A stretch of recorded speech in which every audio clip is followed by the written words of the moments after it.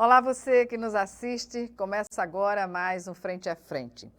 Douglas Aprato Tenório, professor, doutor, escritor, historiador, vice-reitor do Centro Universitário SESMAC, é o nosso entrevistado de hoje para falar sobre conjuntura nacional e também sobre o livro Memórias Legislativas, organizado por ele e lançado pela Assembleia Legislativa durante as comemorações dos 203 anos de emancipação política de Alagoas. Professor Douglas, é um prazer tê-lo aqui novamente no Frente a Frente. E a primeira pergunta é justamente sobre essa segunda edição do Memórias Legislativas, né? Qual é a origem do Memórias Legislativas? Para quem não conhece, a história também do Poder Legislativo de Alagoas. E obrigada por estar conosco. Gorete, eu é que agradeço. Mais uma vez estamos frente a frente, né? E já estava com saudade, porque eu sempre gosto de estar nesse tete-a-tete com você, que é uma pessoa extremamente inteligente, e eu aprendo muito com as entrevistas que você faz comigo. Você sempre tem aquela versatilidade do jornalista raiz, né? Você tem também uma leveza muito grande com o entrevistado, e é muito importante. E aí você consegue exatamente extrair muita coisa, né, da essência da entrevista, do entrevistado, e leva para o público, o telespectador, essa mensagem do entrevistado, eu e todos os outros que passam por esse brilhante programa, né, com uma contribuição para que os nossos telespectadores, eles efetivamente continuem nessa permanência de audiência no programa que é tão bem conduzido por você. Professor, eu fico Mas lisonjeada você me com fala essas sobre observações questão desse...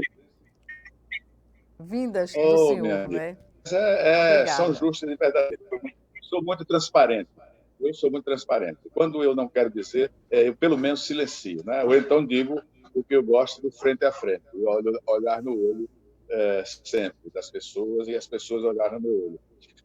Este livro que você se referiu foi lançado pela Assembleia Legislativa na semana passada. Ele é uma edição de fascículos que foram lançados em 1997, né, já há bastante tempo, na gestão do então presidente João Neto, e cujo coordenador de comunicação era o Stefano Lins. E eu levei a ideia para o João, que eu conhecia, né? E o João ficou muito entusiasmado e fez o lançamento do fascículo. A Assembleia lançou a cada semana um fascículo. Como o João Neto se entusiasmou tanto que me exigiu que eu fizesse todos os fascículos, eu fiz a ele com muita ponderação que era impossível, pelo tempo que ele estava me dando, né, depois da aceitação do meu projeto, e que, pelo número de pessoas que seriam abordadas, 35, eu teria que dividir isso com outros companheiros da intelectualidade alagoana. Então, este livro saiu em fascículos e tem pessoas com uma grande presença na sociedade alagoana, né? Muitos deles já se foram, né? Eu digo João Azevedo, meu querido colega da Universidade Federal de Alagoas, reitor, Noaldo Dantas, também um amigo muito grande, né? O Dr. Ibe Gato Falcão, também colega da Academia Alagoana de Letras, uma figura fantástica. O Antônio Aleixo, que eu convidei também. Dalton Dória, que recentemente nos deixou. A nossa Eliônia Seres, e vários outros que não deixaram. Outros estão vivos, entre os quais eu, né? Então, eu convidei diversas pessoas, entre os quais o Zé Maria Tenório, que eu tenho 11 pessoas localizadas. Zé Maria tem 8, aliás, e João Azevedo tem 2, doutor Ibe Gato 2, e os outros todos, a Solange Lages 2 também, Lili Lages e doutor Afrânio Lages. Então, são 35 nomes que passaram no Legislativo e que foram, então, abordados nessa obra. O ano passado, no final do ano passado, ou foi no começo deste ano, não bem, porque a pandemia às vezes deixa a gente fora do circuito, ou no início, ou no final do ano passado, ou no começo deste ano, eu fui a uma solenidade na Assembleia e o deputado Marcelo Vitor e o Joaldo me pediram sugestão para um lançamento, uma reedição de alguma obra importante para o dia 16 de setembro. Eu fiquei muito comovido com essa abordagem do presidente Marcelo Vitor e do Joaldo Cavalcante, e aí eu disse, olha, tem uma obra que vocês poderiam reeditar e foi oriunda deste próprio Poder Legislativo, já tem muitos anos, foi de 97, muita gente já pede, isso já se perdeu nas brumas do tempo, e então são as memórias legislativas. Eu gostei, e são de vultos importantes do parlamento alagoano, que se sobressaíram na política nacional ou na política estadual, né? E nós acho que seria uma boa medida. Então, as pessoas, essas duas pessoas, o Marcelo, presidente, e o Joaldo, né, o coordenador de comunicação, e o Joaldo, principalmente, que é um vibrador também, como o Marcelo Vitor, que me surpreendeu, com as questões culturais, e o Joaldo também é um emérito lançador de livros, ele agora está lançando um sobre Salgema. Então, eles pegaram e ficaram me cobrando, eu mandei o material e eles gostaram, deram uma feição gráfica diferente, muito interessante, com design do pessoal da Assembleia, uma série de pessoas, e fizeram realmente uma edição primorosa. Vocês vão ver aqui, são exemplares com uma feição gráfica extraordinária. Eu gostei imensamente, é um trabalho que é gostoso de ler e é gostoso de conhecer, né? Capa dura e fotografias, porque eu tive a maior... E eu disse ao João Neto na ocasião, e ao Steph, que não é o problema, eram as fotos. Então, eu convidei as pessoas, selecionei as pessoas, selecionei os outros, né? E convidei. Tudo isso é um trabalho enorme, gigantesco, para fazer, contactar um a um, explicar e tal. Muita gente tem essa rejeição ao poder legislativo, né? Pois é, professor. E, Nesse finalmente, sentido do que o senhor consegui. coloca, perdão interrompê-lo, mas é uma Não. forma de colocar para a sociedade, quem não conhece a história do Poder Legislativo, a contribuição que tantos vultos deram nesse período da República no Brasil, não é? Então, como se explica, por exemplo, Alagoas ter tantos vultos, não é? que foram referenciais, ainda são referenciais na política e na atividade do Legislativo? Olha, o legislativo no mundo inteiro é a representação máxima, né, da coletividade, da sociedade, né? Então, a sociedade ela é representada muito mais do que no executivo, no judiciário, pelo poder legislativo. Ele representa, porque há uma pluralidade no legislativo. O legislativo é eleito, os executivos também o são, mas o legislativo ele tem uma representação mais ampla da sociedade Direta, que o né, elege. professor? Uhum. Direta, exatamente. E, por isso mesmo, é o mais importante, mas o mais frágil também, porque é um telhado de vidro, todo mundo se acha no direito de jogar pedra na vidraça do legislativo. É mais difícil jogar no judiciário. Estou jogando agora no executivo, mas no legislativo é mais fácil, né? Então, a política que é a mais nobre das artes, né? E ninguém vive sem política, a gente sabe, analfabeto político, todas aquelas coisas que já foram ditas, que não vou morar aqui. O legislativo representa a sociedade, né? Para o bem ou para o mal, né? Então, o legislativo está sempre exposto às mais duras críticas. E é importante que a gente saliente que não se pode viver numa democracia sem o legislativo, porque o legislativo representa, na sua essência, a sociedade, as vertentes da sociedade, né? E ele, efetivamente, tem um papel fundamental dentro do sistema democrático. Mas o legislativo é muito apedrejado, ele é muito visto. E a gente precisa saber que, ao lado dos maus parlamentares, há os bons parlamentares, muito mais do que os maus parlamentares. Então, os bons parlamentares, se verificar uma obra dessa porte, você vê que são figuras notáveis. Tivemos muito cuidado ao escolher, Gorete, exatamente porque o meu pai foi deputado. Isso apareceu muito, muita gente reclamou, o meu pai não apareceu, o meu avô, o meu bisavô, porque eu tive o cuidado, lá em 97, de exatamente, primeiro, não colocar pessoas vivas, né? Todos são falecidos, os homenageados, né? E exatamente pessoas que têm um papel importante, são vultos que tiveram uma ação, uma prática, porque não só ideias, foram homens também de ação. Se você vê, por exemplo, né, a escolha do primeiro parlamentar negro, você pouco tem na sociedade, nas sociedades culturais, literárias, né, figuras negras. Estão chegando agora, no final do século XX e no começo do século XXI, que essa luta retomou.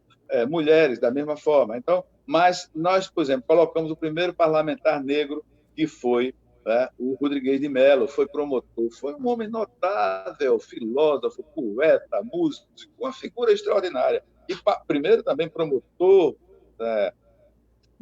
ligado às minorias, uma pessoa que tem um trabalho notável e que foi muito ridicularizado, porque ele era negro, porque ele era... que aí se fez muita chacota. Na verdade, uma figura notável, né? As grandes campanhas nacionalistas do petróleo é nosso, né? Do voto para as mulheres, etc. O Rodrigues de Mello estava presente.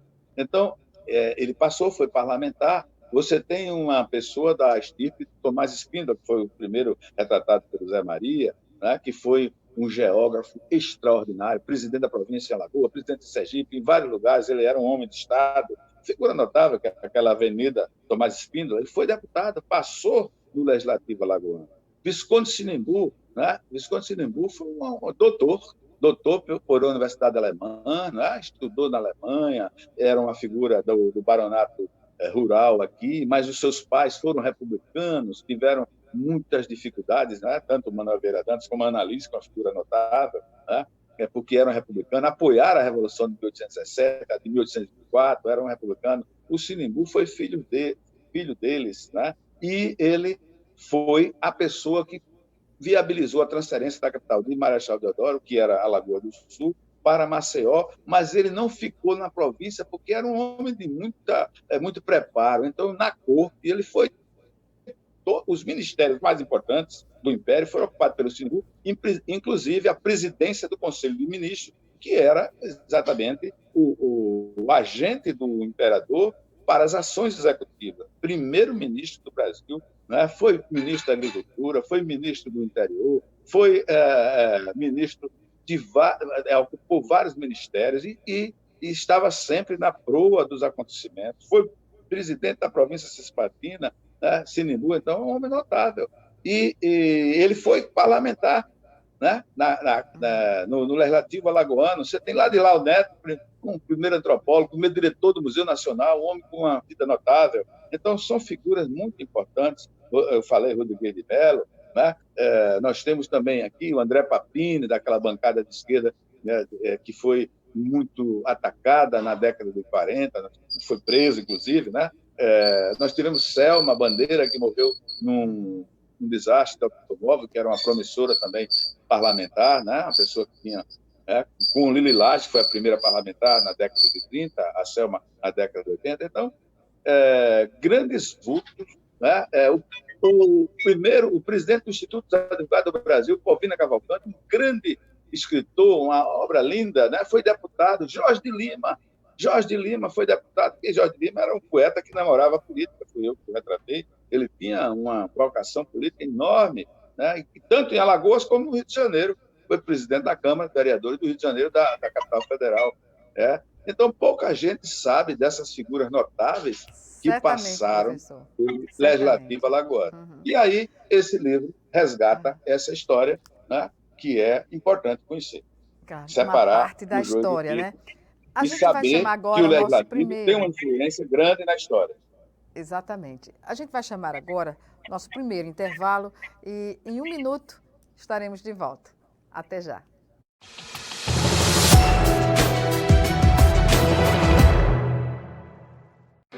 O MEC tem inovado muito na educação. Agora, existe um documento que assegura a igualdade na aprendizagem da educação básica. E todo aluno deve ser alfabetizado até o 2º ano do ensino fundamental. Para os maiores, tem 500 mil novas vagas de ensino em tempo integral, aulas presenciais transmitidas por videoconferência e o novo ensino médio, focado no projeto de vida do aluno. No ensino superior, tem o novo FIES, 5 novas universidades federais, 9 mil novas vagas e 100% dos recursos previstos liberados. São inovações de uma ponta à outra. E para continuar inovando, o MEC lançou uma plataforma que reúne recursos educacionais da internet para educação básica. Professor, inscreva-se no curso online e torne-se um curador da plataforma. Ministério da Educação, Governo Federal.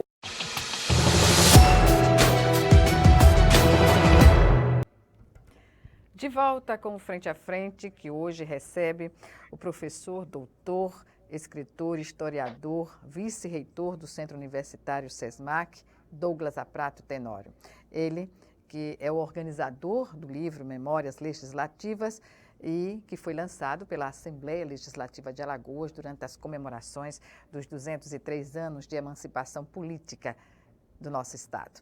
Portanto, professor, pode-se dizer, pelo que o senhor já falou, que o Memórias Legislativas é uma obra em construção, podemos ter outras edições, é uma obra que não finda nesse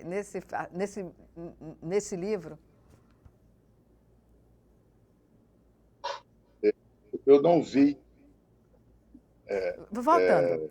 Pode-se dizer que o Memórias Legislativas é um livro em construção, que ele não termina nessa fase que está reunida neste livro, dos fascículos anteriores? Gorete, a história ela é feita em construção sempre atualizada, né? Uhum. Nós temos, isso aqui foi de 97, né? Então nós estamos em 2020, já temos 22 anos. Então a história ela está sempre em construção. E de forma que, evidentemente, que há outros nomes, tá? Que passaram pelo Legislativo, a gente se lembra de pessoas, alguns vivos, outros mortos. Né? Nós tivemos o meu próprio o pai da minha mulher, Zé Medeiros, foi uma figura muito importante. Ele não está retratado aí, mas aí meu pai não está, porque ele na época estava vivo, então nós tínhamos que colocar alguém vivo. Nós tivemos Mendonça Neto, foi um tribuno notável, né? Uma pessoa né? Tivemos uma oratória, depois uma oratória, né? Você discordava dele, ele era uma pessoa polêmica, mas tem Eduardo, que teve um temperamento, o Zé Bernardes também foi um parlamentar. Então, a história está sempre em construção. Nós temos que evitar, numa obra desse porte, você estar agradando fulano, ciclano ou beltrano, porque não fica bem para a perenidade de uma obra ela ser feita de encomenda para alguém ou para pessoas, né? A gente tem que exatamente ter esse cuidado de colocar exatamente pessoas das mais variadas matrizes com critérios, né? Seja de direita, de esquerda, de centro, etc., seja homem, mulher, né? Seja branco, negro, índio, etc., a gente tem que colocar todos, mas com critérios, pessoas que tenham exatamente uma posição de projeção. Alagoas é um estado pequeno, o Leduir, meu querido amigo, que foi, chamava Alagoas de o País dos Alagoanos. O País dos Alagoanos é um território pequeno, você fez essa pergunta lá atrás, eu não respondi, dada a abrangência do tema, me empolga bastante a história, que tem um protagonismo ímpar na história do Brasil. É um estado pequeno que deu grandes frutos, né? na ciência, na literatura, né? Na política, né? Na cultura, mas evidentemente na política que tem um protagonismo fora do comum. Nós temos hoje isso, historicamente, né, professor? Não é algo, né, daquele momento, nem aqui, de agora, sempre foi assim. Exatamente. Independente da nossa condição, da nossa simpatia ou antipatia, nós temos grandes vultos que passaram pelo parlamento e vieram depois. É claro que uma edição agora tem que se ter sempre esse cuidado, essa ética, né, de você escolher alguém que esteja com certos parâmetros éticos, com uma projeção que esteja acima acima de determinadas contingências para que a obra não seja criticada. Se você pega essa obra não só do ponto de vista gráfico, mas do ponto de vista de conteúdo, você vai ver que as pessoas todas que estão aqui têm um papel importante dentro da história de Alagoas. Morreu, não está aí o Guilherme Palmeira, que foi parlamentar, o Divaldo Suruagi, independente das suas posições, foram figuras notáveis no parlamento, ambos foram presidentes da Assembleia, etc. Tem o Lamenha, que tem aquela Professor, participação. exatamente. Então, é preciso que tenha esse cuidado na atualização para que a obra não seja exatamente inutilizada com questionamentos que surgirão se você não tiver exatamente esse cuidado muito grande. Professor, nossa entrevista tem um espaço para a gente falar também sobre conjuntura nacional, na sua condição de historiador e de avaliador da realidade concreta que nós vivemos. Mas, para a gente fechar essa questão do lançamento do livro, o significado dessa obra na era em que, no momento em que se demoniza a política através das redes sociais, enfim. Como o senhor vê essa contribuição? Isso é chamar as pessoas para acordar, para saber que a política partidária ela tem a sua importância, sobretudo nas sociedades democráticas, no sentido de criar uma condição objetiva melhor de vida para todos? Sem dúvida, Gorete. Eu dizia há um pouco antes que a política é a mais nobre das artes, né? Ela pode ser também a pior das atividades se você o faz com interesses oportunistas, com interesses egoístas, com interesses próprios, né? Mas ela jamais poderá deixar de ser. Porque se você não acredita na política, você vai seguir aqueles que acreditam, né? E então é importante que as pessoas que têm uma visão mais ampla da sociedade, né, do social, que tem uma visão mais ampla da economia, que tem uma visão mais ampla da ética pessoal, das necessidades, das demandas da sociedade como um todo, principalmente das classes mais desfavorecidas, que precisam do atendimento do Estado para que elas consigam se superar e se elevar. Então, é importante que a pessoa reconheça que não dá certo você demonizar a política, você colocar a política como algo ruim, como algo sujo, porque não o é. Na essência, a política é a arte, a mais nobre das artes, como dizia Aristóteles, é a arte de você conduzir a sociedade. Então, quando você tem a sociedade ateniense, que tinha até escravos,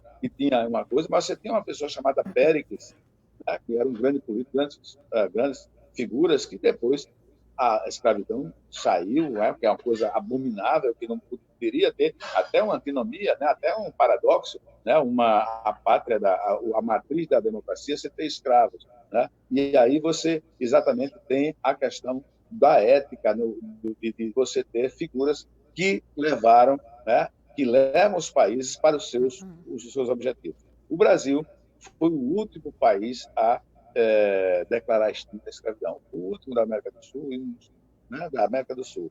Então, a gente tem uma dívida social muito grande a pagar. Nós temos grupos que merecem ter exatamente uma atenção especial do Estado, uma pauta. Nós tivemos um pequeno problema de transmissão. É possível aguardar? Bem, caiu o sinal do professor Douglas Aprato, mas voltou agora. Eu gosto muito dos clássicos. E hoje me dou a oportunidade de, apesar de estar em plena atividade e em plena atividade do meu intelecto e da minha experiência, mas eu gosto de voltar a ele sempre para ler, para me aprofundar. E então diz que no meio está a virtude. Então é preciso que a gente tenha o cuidado de exatamente encontrar a virtude. Né? A virtude ela está no meio, ela não está no extremo e no outro extremo. Então, eu costumo sempre ter uma ponte exatamente que me possibilita conversar, e a gente tem que dialogar, porque a gente tem que exatamente o exercício da democracia, do diálogo, da conversa, né? É de você procurar convergência na desunião para houver, não que seja uma unidade, que você sempre vai ter uma sociedade democrática plural, ela é representada por vários segmentos. Então, como historiador, eu vejo que é importante os grandes líderes da história, né? Eles procuraram exatamente essa convergência, esse consenso, essa união. E é preciso que cada um de nós também saiba que é preciso ter essa visão mais aberta, exatamente mais larga, e a gente não se engajar de uma forma ou de outra naquilo que me parece que não é o verdadeiro caminho para o bem comum. Pois é, esse período de pandemia nos revelou atitudes muito nobres, porém atitudes muito nefastas na humanidade.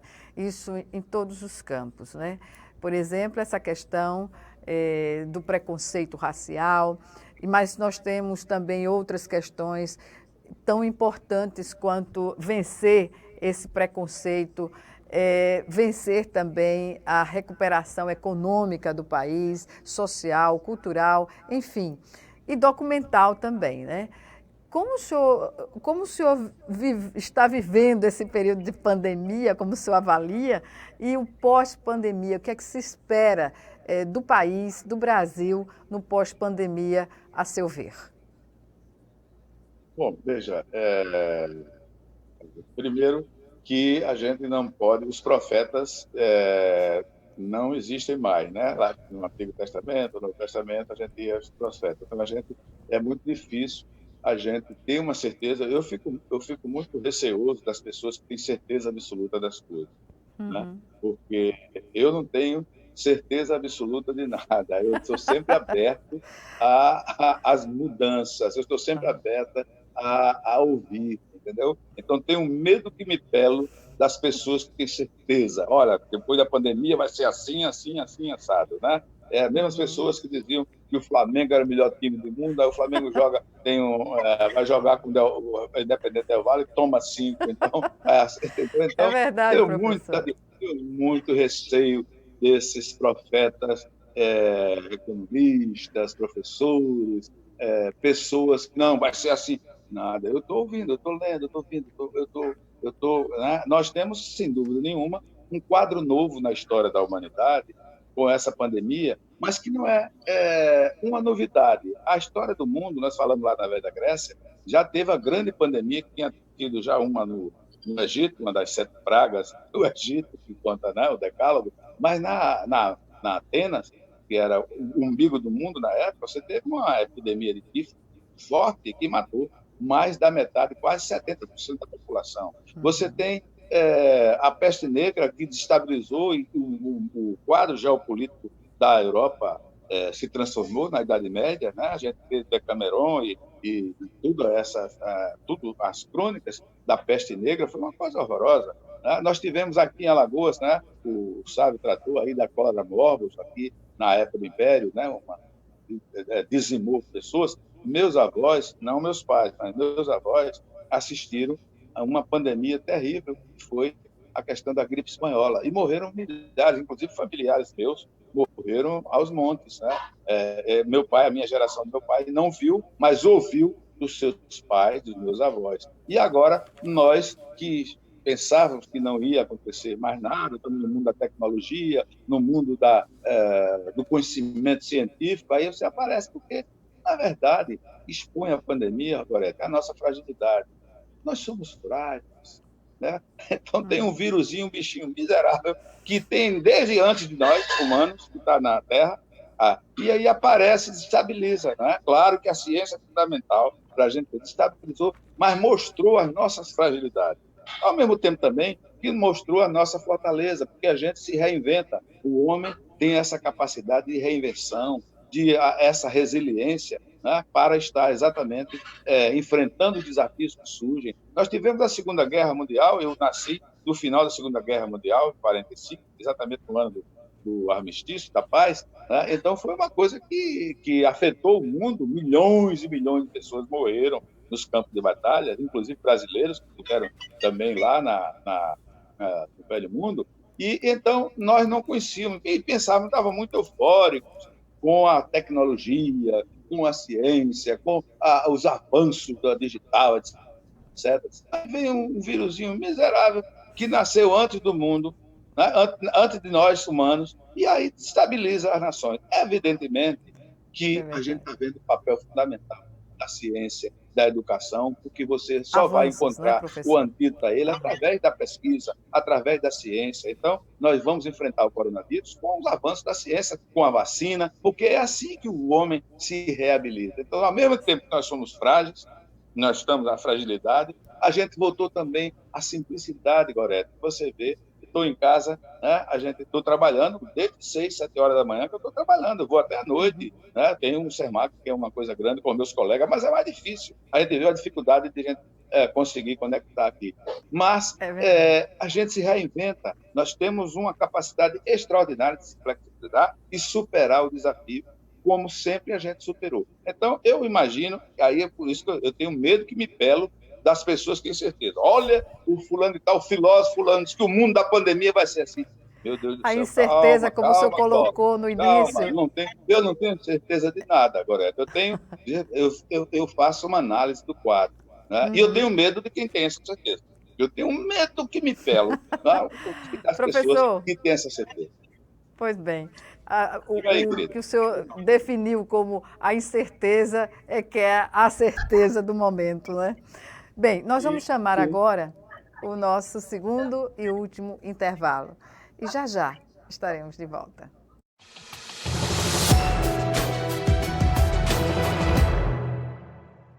Doar sangue é seguro e não dói. O Hemocentro de Alagoas utiliza a mais alta tecnologia para fazer a coleta de sangue. Para doar sangue, é necessário ter mais de 18 anos, pesar mais de 50 quilos e apresentar um documento de identificação com foto. O doador não pode ter contraído doenças como a hepatite, sífilis, AIDS e doença de Chagas. Mais informações é só ligar 3315 2106. O Hemocentro de Alagoas precisa de você. Calma, Chico, vai devagar. Você anda nervoso. Nervoso por quê, amigo? Baixaria. O que você fez ontem? O que tá acontecendo? Batendo na mulher de novo. Mas eu te tomei todas, perdi a cabeça, não tem fiquei esse nervoso. Negócio, não tem esse negócio tomei todas. Aqui todo mundo toma e ninguém bate em mulher, só você. Bebida não é desculpa. Onde tem violência, perde a mulher que apanha, os filhos e você. Homem que é homem, não bate.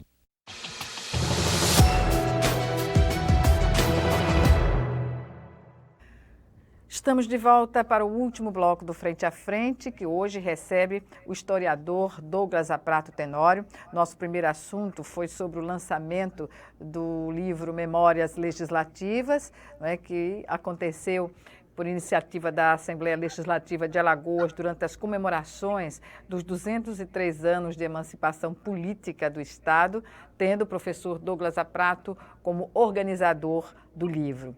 Professor, continuemos a falar sobre conjuntura nacional, a questão da polarização política que hoje vive e divide o país. Como o senhor analisa? Olha, eu gosto muito da pluralidade. Eu acho que a polarização, se ela reflete a pluralidade, é excelente, porque, como eu disse a você, a gente não tem dogmas. Para mim, eu não tenho dogma, exceto o dogma da ética, né? Que não sei se é dogma, é um princípio. Mas eu acho que essa polarização está no mundo inteiro. A pandemia está levando essa polarização. A gente está vendo nos Estados Unidos, está vendo na Europa também, né? De uma certa forma, em alguns países. Então, acho que se não se tem um acordo de convergência, se as pessoas não deixam as suas posições dogmáticas, governo, oposição, etc., eu acho que não é bom, porque dogma é uma coisa sagrada, né, de religião. Então, eu acho que a gente tem que ter exatamente essa visão flexível de ver o conjunto da sociedade, ver o que é necessário, a questão de alimento à sociedade no seu todo, principalmente os mais desfavorecidos. A gente tem que ter essa visão da função do Estado. O Estado é fundamental, não se vive sem o Estado. O Estado é o motor do desenvolvimento, é o motor exatamente dessas mudanças. Então, eu vejo com essa polarização um fenômeno que está ocorrendo no mundo inteiro, e a gente tem até agora a eleição dos Estados Unidos, está se vendo essa questão da polarização muito acirrada, né? Eu não sei se ela se distende muito arco, se é bom, né? Eu acho que tem que se ver sempre, procurar um meio termo. Eu sou muito greco-romano nisso, eu sou do meio, a vida no meio. Quem quiser me criticar tem todo o direito, mas não sou tucano, já diga aí, né? Mas eu acho que a gente tem em conta possibilidades, né, nos fatos de a gente procurar uma convergência. Daí porque o parlamento é importante para isso, né? Porque se fosse o executivo só, o judiciário, é uma voz só unilateral. Mas no parlamento você tem matizes variados.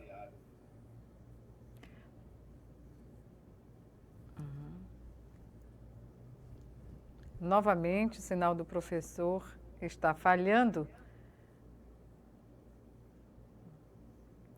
Vamos ver se ele recupera. Se não, vamos chamar o nosso intervalo e daqui a pouco estaremos de volta para dar continuidade ao último bloco do Frente a Frente, que volta em instantes. Até já.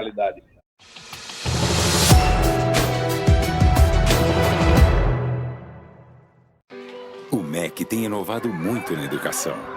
Agora, existe um documento que assegura a igualdade na aprendizagem da educação básica.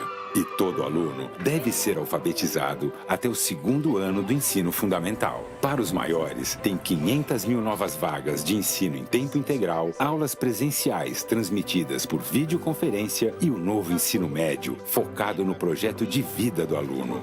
No ensino superior, tem o novo FIES, 5 novas universidades federais, 9 mil novas vagas e 100% dos recursos previstos liberados. São inovações de uma ponta à outra. E para continuar inovando, o MEC lançou uma plataforma que reúne recursos educacionais da internet para educação básica. Professor, inscreva-se no curso online e torne-se um curador da plataforma. Ministério da Educação, Governo Federal.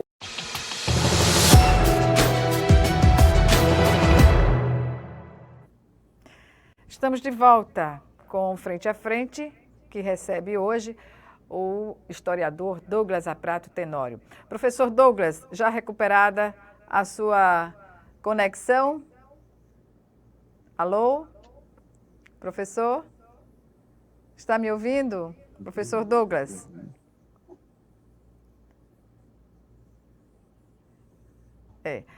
Vamos aguardar então. Ele já está voltando? Professor, está me ouvindo? Pronto, perfeito. Recuperada. A tecnologia também falha, né? Claro, é previsível, professor. Mas nós falávamos sobre essa questão da polarização e agora eu pergunto, dentro desse universo da pandemia, do isolamento social, o senhor trabalhou bastante, né? E me diga, como o senhor está trabalhando essas novas produções na era da pandemia? O Goretti, eu imagino que eu só pararei as minhas produções, né? E eu gostaria de enveredar até por outros caminhos, com relação à questão de entrar no romance histórico, né? Ainda tem vários livros que estão aí para sair, né? A Esfinge Alagoana, né? O Silêncio dos Esquecidos, sobre a formação intelectual de Alagoas. Eu tenho um trabalho sobre mapas que eu estou trabalhando, né? Sobre mapas históricos de Alagoas. Eu tenho outros trabalhos, mas eu gostaria de enveredar por outros caminhos. Estou trabalhando isso agora nessa mudança de casa, eu estou com uma biblioteca mais ampla, né? Aí eu vou exatamente ver, porque eu acho que nós vivemos exatamente esse reinventar. A reinvenção do homem é constante. Quando você vê Tucídides lá retratando a peste lá que dizimou a Grécia, de Atenas, foi uma pandemia, eu vejo muito isso, né? A reinvenção da sociedade grega, né? Inclusive abolindo a escravidão, uma série de coisas. Então, assim também a pandemia vai, como outros acontecimentos, vai mudar alguns hábitos nossos, a gente tem mudado, mas muitos hábitos, a maioria vai continuar. Essa é a minha... Aliás, vão continuar, desculpa. Vão continuar. Então, o mundo pós-pandêmico, eu tenho dificuldade, como historiador, de dizer que vai mudar tudo. É lindo você dizer, né? As pessoas aí vão, mas vai mudar tudo. Como vai mudar tudo? O homem continua o mesmo, nós continuamos o mesmo, nossas emoções continuam as mesmas. O que foi interessante nessa pandemia foi a gente descobrir o valor da nossa família, da nossa casa, dos nossos amigos, a gente sentia a saudade dos amigos. E, claro, as deficiências, então eu vejo, sempre tem algo bom, né? Mesmo em algo, a gente teve exatamente a descoberta da comidinha caseira, né? A gente estava sempre em restaurante, tal, você ter muita coisa da simplicidade. Então, o homem vive dessas reinvenções, nós vivemos da reinvenção. Cada momento é um momento. Eu sinto dificuldade como historiador e aquilo ali. Dizer, o mundo pós-pandemia. Não sou profeta. Aí o profeta procura o profeta, tem um profeta aí, ele vai dizer, vai ser assim, vai ser, a economia vai ser assim, vai ser assim. Nós estamos com a dificuldade econômica, de retomada, né, da economia. Nós estamos com as questões da saúde, que bom a gente ter o SUS, que coisa maravilhosa a gente ter o SUS. Né? Damos uma pisa nos Estados Unidos de 10-0, porque eles que não têm o SUS padeceram muito mais. Né? Verdade, então, a gente professor. tem que acreditar na ciência. A ciência é fundamental, a gente investir na ciência, a pesquisa, sobretudo a educação, a cultura, coitada, que sofreu bastante, porque aí o artista vive do palco, o artista vive da apresentação, os pequenos artesãos, né, os artesãos. Né? Então, o turismo, né, tudo isso mudou. E claro que muita coisa vai voltar e vai se reinventar. Essa é a roda da vida. Eu já estou, né, assim, no outono, vou dizer outono com a palavra bonita, né, Loreto, para não dizer velhice, né, eu estou no outono da vida, então eu tenho uma experiência muito grande de vida, graças a Deus. Mas a idade da sabedoria, professor. Eu gosto muito do Coração do Estudante, não é à toa que eu gosto muito da música Coração do Estudante, porque eu sou um eterno estudante, um eterno aprendiz da vida, certo? E acho que nós todos aprendemos com essa pandemia muita coisa, né? Foi muita coisa ruim, muitas pessoas que faleceram, só o número de pessoas que morreram enorme, né?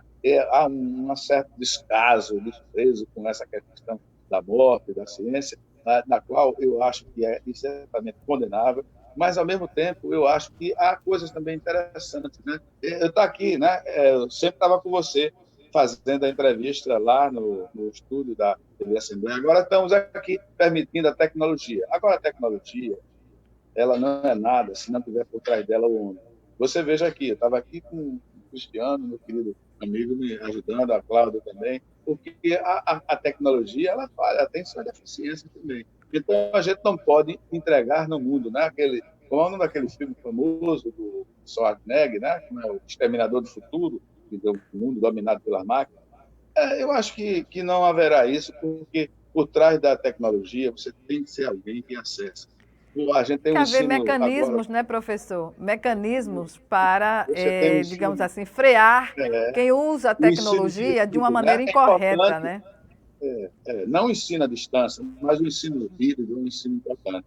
Né? É um ensino importante porque a gente tem essa possibilidade, que a gente até fazia palestras e seminários com professores no exterior e professores no Brasil, né? Então a gente tinha isso antes. Isso vai se intensificar. Mas eu acho que, na essência, o professor é fundamental. É isso que eu digo a você. Então, alguma coisa ou muita coisa. Uhum.